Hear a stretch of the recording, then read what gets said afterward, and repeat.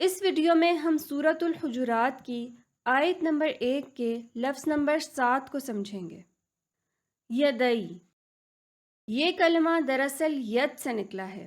ید کا مطلب ہاتھ ہے اور یدئی کا مطلب ہے دونوں ہاتھ۔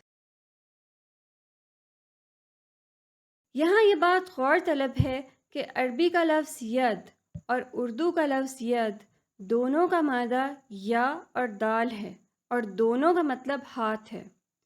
چنانچہ قرآن پاک کا لفظ ید اردو کا لفظ ید بنا ہے۔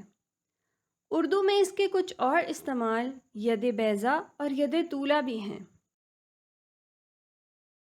اب ہم اس آیت کے تیسرے مرکب بینہ یدئی کا مطلب سمجھتے ہیں۔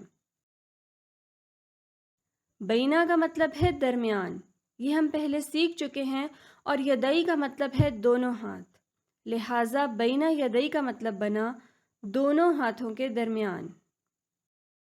بینہ یدئی عربی زبان کا ایک محاورہ ہے جو کہ سامنے کے معنی میں استعمال ہوتا ہے، کیونکہ اگر ہم اپنے دونوں ہاتھوں کو اس طرح رکھیں تو ان کے درمیان جو جگہ ہوگی وہ ہمارے سامنے ہوگی، چنانچہ بینہ یدئی کا مطلب ہوگا سامنے۔